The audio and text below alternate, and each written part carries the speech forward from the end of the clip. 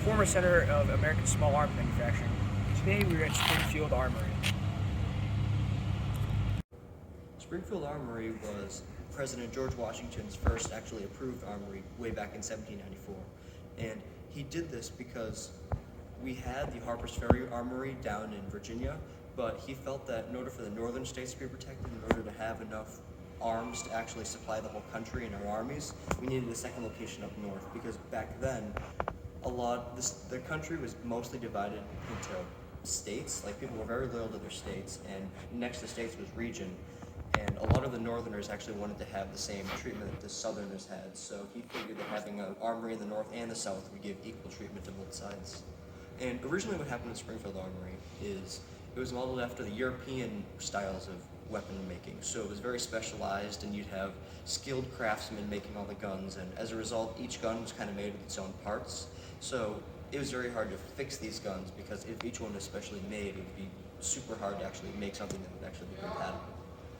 Now, eventually, what happened, as you can see here, is the small arms process became a lot easier, and this came with the Industrial Revolution and the mass production process. And you had people like Thomas Blanchard, who was able to make the American system of creation, and where instead of everything being done by hand, he'd have unskilled workers, and unskilled workers, and you'd have line workers all just doing one small part in the process in order to make the process a lot shorter. And as a result, what he was able to do is he was able to make these contraptions that would shape the stocks of the guns and shape the whole guns as a result. And what they would do is they'd use an iron pattern of the gun itself, and then that would be modeled right next to the actual wood, like the wood block being turned into the stock, and it would eventually be rolled into the gun itself. And you can kind of see over here that all the mass production parts and the forging and the casting is made a lot faster, so you can actually make a lot of this. And you can see over here, this is a later gun, the M14. So Springfield was able to make a lot of popular guns, like the Trapdoor, the 03, the Garand, the M1A, the M14. And so you can see that the process, so all these machines over here, while they seem complicated, they are able to make just a simple piece of wood, starting off similar to this, into a precision piece of wood like this that would fit guns. And instead of being specialized to the receiver, so instead of the receiver being specialized in the middle that it was actually put in, it would be a lot more modular, and it made it a lot easier to fix them. So, other than just making the guns, Springfield was entrusted by the U.S. government to actually test them and make sure they went through all the processes to make sure they were reliable. And while a lot of the guns started out, so in order to make a gun like this, in order to model it after a gun like the British Enfield musket that was used in the Civil War, you had to actually make it go through a lot of rigorous testing and make sure it was actually good. So you'd have a lot of things like ballistic penetration tests, where you'd see how the gun shot itself and how far it would actually penetrate into a piece of wood. And so these are some of the guns that Springfield used to make, like the Krag Jorgensen, based off of a Norwegian design, or then you'd have the Trapdoor, which is one of the first notable guns that the United States made, used back in the 1870s after the Civil War. But you'd also have ballistic tests, where you would test how much pressure the gun could actually withstand and how you would have to change that if it wasn't good enough. Or you would test how much heat was in the gun, how hot it would get. Ammunition. And also with different kinds of ammunition, and whether or not the ammunition would actually go through the gun or not. Now, if we go over here, you can see that Springfield really had a lot of labor. You can see that Springfield really had a lot of labor, and it was used for 174 years, so it was able to evolve. And while I said earlier it had the new processes, it was able to actually adapt these processes into new forms of production to make things even faster than they were before. So while it started off with basic production, it eventually evolved into what we have today. And while Springfield isn't operative today, it really inspired a lot of the machine gun and small arms manufacturer of the modern military. So while Springfield Armory started out in the late 1700s, where they would mostly rely on water power, eventually they changed into steam power, which is a lot more reliable, and eventually go to electric, but that's not until a lot later. But so what would happen was the steam power actually made it a lot more efficient. Although unfortunately in World War II, there was a fire that caught on Springfield Armory, and it displaced tons some soldiers, and it was right after we entered the war, so it was really a hindrance to what was going on. But luckily, the country was actually able to recover from this, and we were able to remake all the rifles in a short time. So, Springfield, like many other towns, was a mill town, and it started off as like one of the main. So it was an area mostly dominated by like industry and stuff like that. And you can see right here, here's a model of what Springfield Armory actually used to look like when it was in operation. And while it's in a college area right now, this is mainly what dominated the town. And you can see you have the main buildings itself, you have the places, you have the water shops, and around here you actually have the place where people lived. So what they would do, like a lot of other towns, people would live very close to work, so it would make it super easy. So their life mostly revolved around the factory. Okay, so since Springfield has been around for 174 years, they have produced a lot of different types of arms. You can see here, we start with like muskets, and you can see the progression between muskets to more repeater rifles and other magazine-fed rifles. And these were like the early products that would come in like the 1700s, 1800s during like the Civil War and Revolutionary War, stuff like that. And as weapon technology increased and just evolved, you start to get things like the 1903, the M1 Garand, and finally you reach the M14, which was the last rifle or small arms that the Springfield actually produced for the U.S. government.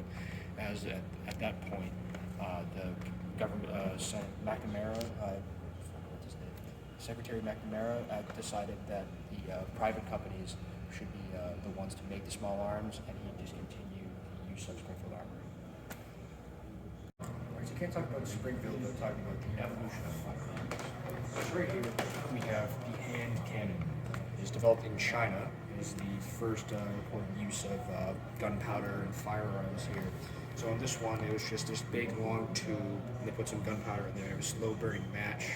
And it would take a long time for that slow burning to actually like go down into the gunpowder. And it was very just difficult to aim and fire just because it was so long, heavy, and it was just, it takes a long time, it's just very difficult. But it was the first. He's got to start somewhere.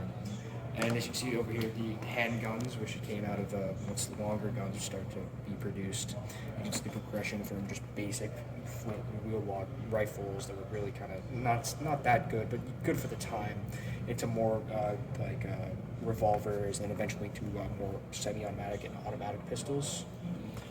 And as gun technology advanced, it kind of swords such as these kind of started to fall out of popularity, because why would you have a sword if you could just shoot someone to stab someone, if you could just shoot someone from 10 feet away?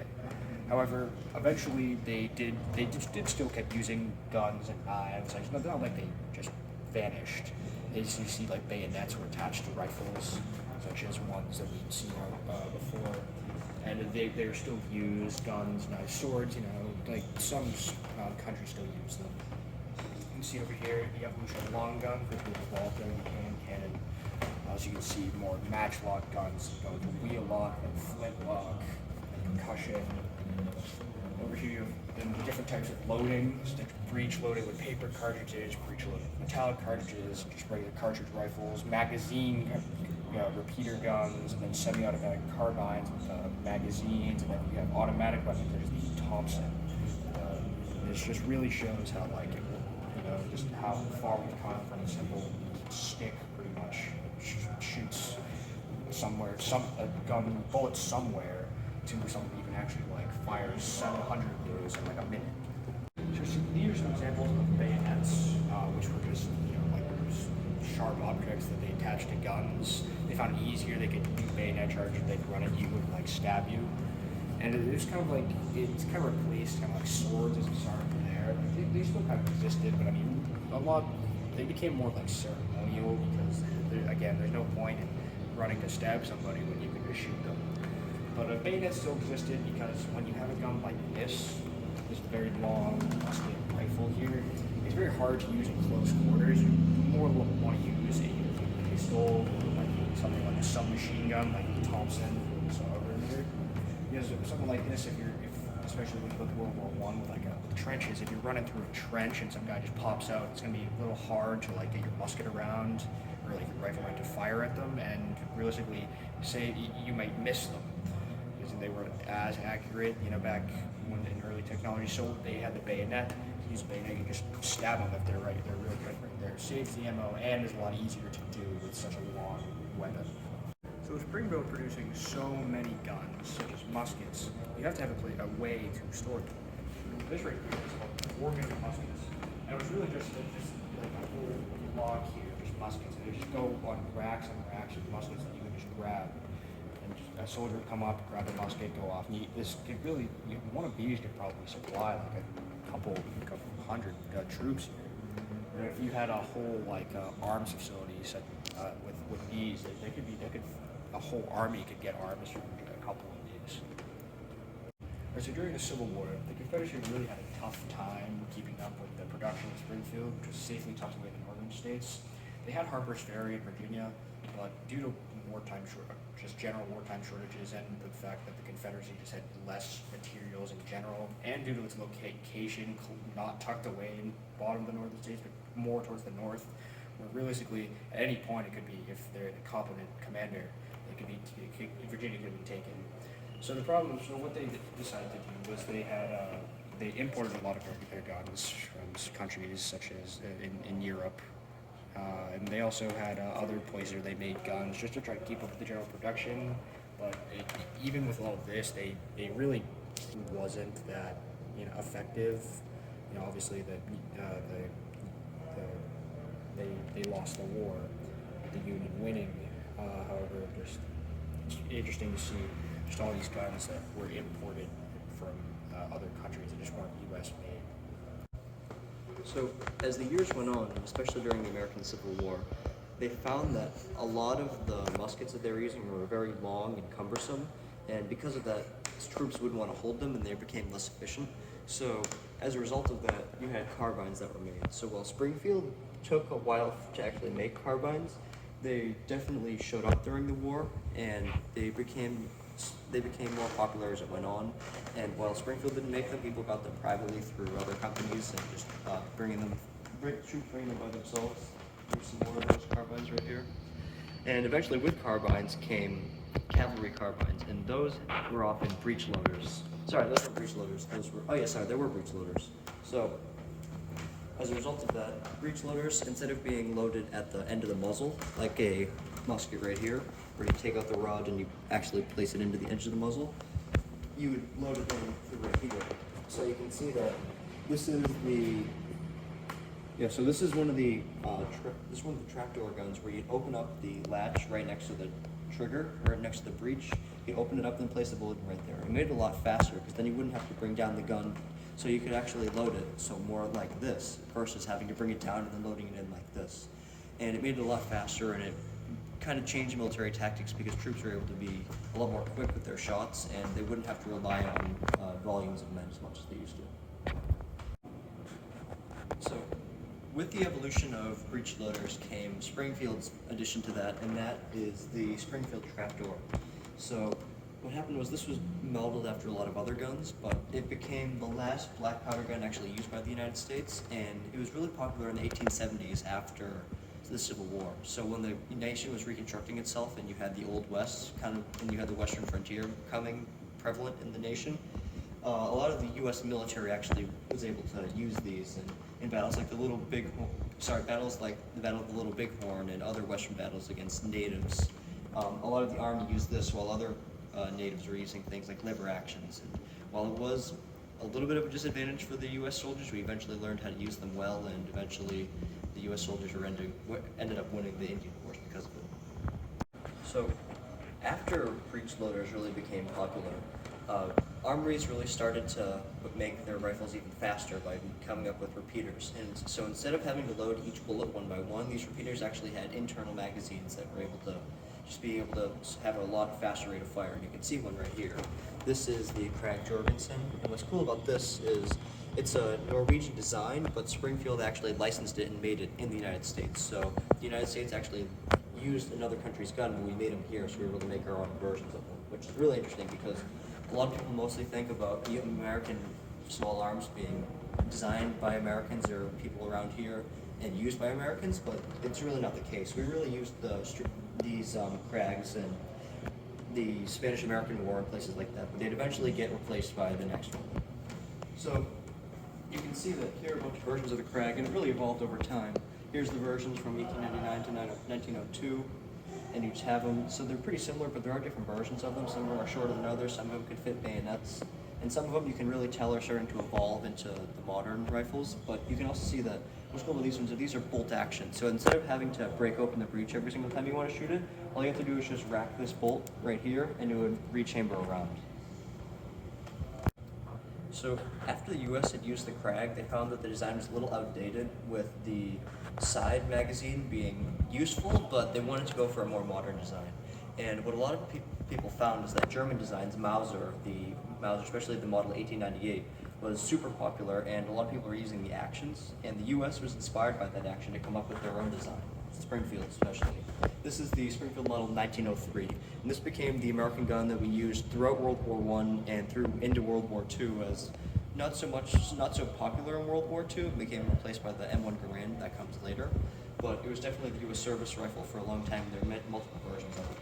So you can see that the 1903 didn't just appear out of nowhere. We took the Mauser action and we tried to make it as best as we can.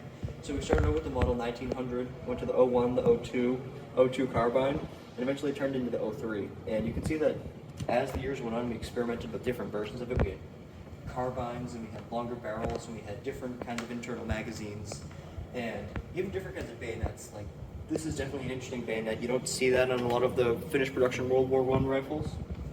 And eventually, you have different versions, different experimental versions with bolo knives on the end, or even the super rare one. Like, you do not see this at all. The 1903 Air Service rifle. What's really cool about this is it has the detachable box magazine. So instead of having to reload to the top every time, you could take out the magazine on the bottom and actually load it in like that. And that's pretty rare, especially for World War I rifles that weren't submachine guns. And eventually, you get the 1903s, which were more experimental. You have these were almost at the end of production, and you can tell versions like this, which is really interesting. This one looks like more of a British Lee Enfield, and you can tell that we're getting a lot of inspiration from the British and their designs, because the Enfield design was another successful design. But eventually we turned it into our own rifle, and it ended up looking a lot more like this. I'll show you the first ever finished production, non-experimental 1903 in a second. So more in the center of the museum, you have 1903 number 1, and this was the first in the first line of 1903s, and while there were other 1903s to come out, like the A1, the A1, the A2, the A3, etc. This was the first one out of just the 1903 standards. And what's really cool about this is it looks very basic compared to the rest of them. Like, as they went on, you had the different versions, like I showed you earlier, like the one that looked more like a Lee Enfield, or you had the one that looked more like it was for the air service, stuff like that. But this is the first one ever made. It's fascinating to see this, because everyone knows that there were millions of these rifles created, but no one really thinks about the first one ever made. Okay, so we have here 1903 with the experimental fusion device. What the fusion device did is it held smaller rounds, and you'd put it on the 1903, and it pretty much allowed the 1903 to fire these smaller rounds just semi-automatic. And so it helped decrease the time between shots, and it really just helped the overall fire rate make it was slightly better. However, they never really saw combat. It was more of an experimental thing just to see what they could do. Over here, we have trench devices. So in World War I, we know it was trench warfare. You know, you'd sit in your trench and you wait and you run over, you'd stick your gun out of the trench. But what happened was, if you were to stick your head out of the trench with your gun, you could get shot. This happened a lot. So obviously, throughout the whole war, if you sit in trenches, they're going to aim at the trenches and shoot you. So what you do is you have this trench device. You attach your gun to it. There are a couple different types. There's this more like complex one, and this more basic one, which will just unfold the weapon here. And so what you do is you detach your gun here, and then you have a trigger, or in this case you have a separate trigger. In this case you kind of have another one. And what you do is you stick this above the trench. So you try to the trench right here. So you stick this above the trench, and you can still aim through the periscope, and you can still aim and fire as if you were there. However, the gun is up here and you're down here, so it keeps you from it keeps you out of harm's way. It's probably a little more difficult to use, a bit of a different feel, but however, it's in my case, I prefer to be more safe and use one of these things. I'll stick my head up and get shot. So Alright, so the Springfield's 1903 main competitor during World War I was the Gewehr M98 rifle. It was a German design. You can see it's bolt action, pretty similar looking to the 1903. And you can see here, this is the carbine version, the Carnegie carbine. They have a Luger as well. And these are pretty similar to the 1903, just a German design. So similar, in fact, the Germans may have actually sued Springfield for some theft of design, some patent fraud. So over here we have some Allied weapons. This is a Lee Enfield, a British Lee Enfield, which is the rifle number 1. A Fusil 19, I don't think I said that right, but okay, whatever. A Mosin Nagant M1991 is a Russian. A Ross M1905, which is Canadian, which is very similar to the Lee Enfield. And the only reason it exists is because in World War I, the British would not let the Canadians use the Lee Enfield for reasons of if they had to cross the channel and they got U-boated, I think it would fall into German hands or something. So the Canadians made their own gun, the Ross, which is pretty similar and performed pretty much just as well. So jumping into World War II, small arms manufacturing made a giant leap. So you usually went from mostly bolt-action guns and early submachine guns all the way to the beginning. So we still had bolt-action guns, but you had the beginning of a lot more assault rifle, quote-unquote assault rifle style of guns with select fire. You had more advanced submachine guns. You had semi-automatic rifles being used in infantry, and then you had still the bolt-action guns. So here you have the evolution of the Kar 98A that you saw earlier turning into the Kar 98K or Kurtz. And then you had the rifles like the Kar 98 with the scope on it meant for more marksman roles. You had the Sturmgewehr 44, which was, it's one of the early, quote, assault rifles of the day. And you had the machine pistol 40, MP40, generally known in video games, stuff like that. And what's really cool is the museum actually has a Volkssturmgewehr, and this is, so at the end of the war when Germany knew that the country was about to fall, they didn't really care so much about quality of arms, they just cared about quantity. So what they would do is they would arm the civilians with super simple guns, not meant to last, just meant to actually just be in hands, and if you can shoot an ally or you can shoot anything that's opposing the fatherland, you just do it. And there really were not a lot made, and these are very rare pieces, especially today. So not only did the U.S. encounter German weapons, we also encountered other weapons like Italy, England, France, places like that. And so you can tell these are a lot of the Italian weapons. So in World War II, Italy really didn't have the best manufacturing, but they did have the brand Beretta, which is still around today. And Beretta made a lot of really interesting guns, and they were very high quality for the time. While a lot of their other guns weren't, Beretta really made some really nice ones.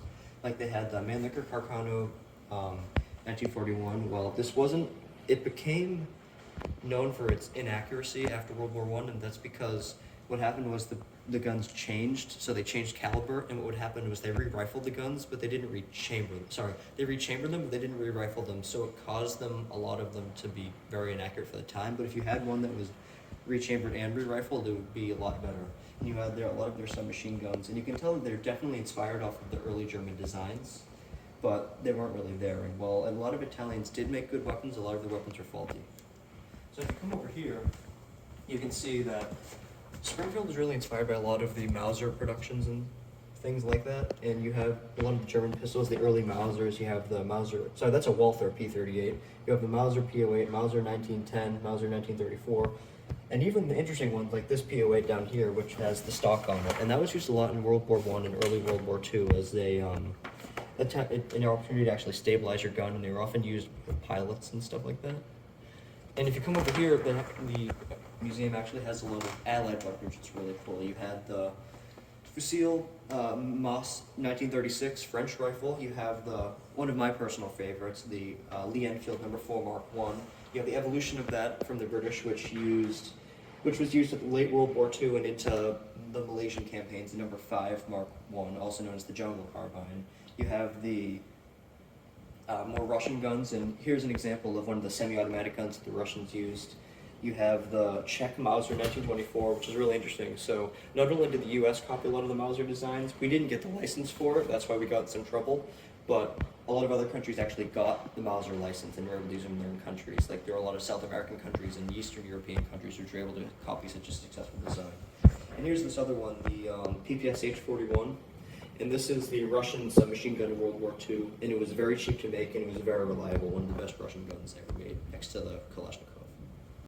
So, you wonder in World War II, we talk a lot about the Allied weapons, but where's the American weapon? Well, the Americans had the best weapon of the war, and this was the Garand, the M1 Garand. It was designed by Canadian John D. Garand. His name is pronounced Garand, a lot of people say Garand. And it really came from the evolution of Springfield guns. So he worked for Springfield, and he designed a gun that would be the best rifle of the war. And you can tell that a lot of guns kind of evolved into it. So you have all these special ones that really aren't really known very much, and a lot of them weren't that great until the Garand is actually made. And here's the actual serial number Garand. What's really cool is this museum actually has the first 1903 ever made, and they have the first Garand ever made. And it's really cool to see because Garands are super popular. Even the civilian market today, there are millions of Garands to the point where there's the U.S. government surplused them out to civilians because they made so many in World War II they didn't know what to do with them. And you can see that there are hundreds of different versions. You have the action, you have experimental actions, the bullpup Garand, which never actually became a real gun. They just experimented with what it could be, to different variants used in World War II, including ones with scopes like the M1D Garand, which was meant to be more of a marksman's rifle. It didn't work out very well. It wasn't very stable, and the sights wouldn't stay. You had ones with more para stocks, wired stocks. You had cut down ones. You had ones with detachable magazines and ones with different brakes and stuff like that, trying to mitigate recoil. And you can see here that there are a lot of interesting Garands, and since this is one of the biggest, this is the main manufacturer of M1 Garands, they were able to have a lot of them from their collection. And so they have a lot of landmark ones, like number 81, which was the first machine-made one. You have serial number 10,000, 2 million, 3 million, 6 million, 84,405, which it's a production one with more than 6 million pieces, and it was in the last assembly line of the Garands of World War II.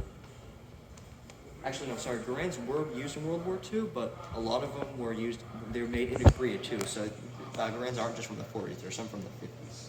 Here's some of the other guns that we used in World War II. We have the Garand, like we said earlier. This one actually has some markings on it, which is really cool. You have the M1 carbine, the Browning automatic rifle. This one was originally designed in 1918. You have the M3 grease gun, and this rare bird right here, this is the Johnson. So it was a rival to the Garand, and some Marines used it, but not many did. And it was another semi-automatic rifle. And while it didn't become widely used in service, it's definitely a rare bird, which is appreciated by many Americans today.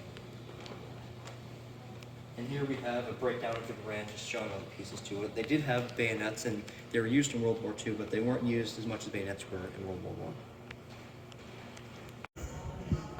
So for a brief time, the United States replaced the M1 Garand for the T-44, which eventually became the M14. And you can see that it's very similar to the Garand. It's pretty much just like the younger brother of it. It has a detachable box magazine, and it's got more of a flash hider versus the M1 Garand, which really didn't. And while it proved to be a good rifle in semi-auto, and we'd actually keep it well into the 2000s in more of a marksman's role, it really wasn't cutting it for a regular rifle because it was chambered in .308 instead of 30-06, and it was using full auto, but the full auto was really too uncontrollable for most soldiers to deal with. So instead we started trying to figure out other patterns of rifles. And you can see over here, this is an American version of the FN-FAL, a Belgian design used by the British. But we really wanted something that shot a lighter bullet because we were entering Vietnam, and at that point we found that our rifles weren't really cutting it. They had the range and they had the power, but we needed something fast that could shoot volumes of fire. So one design, the AR-10, designed by Armalite, seemed to be really good for the U.S. military, but we wanted a smaller cartridge. So we turned it into the AR-15, which was the chambered in .556 instead of .308, and it was a lot better of a rifle, but it needed some work. And you can see right here, it's turned into the AR-15, or this is the Colt version, so Armalite gave the rights to production to Colt, which really turned the rifle into what it is today. And eventually, rifles like the AR-15 and the early ones turned into the rifles like the M16A1. So while they don't have an M16 here, they have the A1, which is really like the final version that we used in Vietnam until the A2 was adopted, but that was not until the 1980s. But you can tell that the main competitor to the AR-15 was the AK-47. It was a Soviet design, often used within other countries. So China used it, Vietnam used it, I believe the Koreans used it. Most of the Eastern Com Block countries used it. So while the AK mostly had a slower firing rate and had bigger bullets, this M16 we were able to have more volumes of fire. And it was a lot more reliable. It really wasn't reliable at first, but with some work and turning it into the A1, that's where we were really able to make it into the rifle that the AR-15 and eventually the M4 is today. Alright, so this is an example of a more modern machine gun. Not too modern. This was between 1958 and 1965. Here we have the M60. This would have been used more in Vietnam. You have here the M8 spotting rifle around the same time period here. The M3 machine gun, which is you wouldn't really be holding. This would be more mounted on the plane. Similarly to these two as well. Here mounted on helicopters and planes. Here the M73, the M85. This here is the M79 grenade launcher. You'd be shooting grenades at people, and they did, it's pretty cool. These are the grenades that would be shot from the grenade launcher. Over here we have some more rifles and different T20, T22, T25, T28.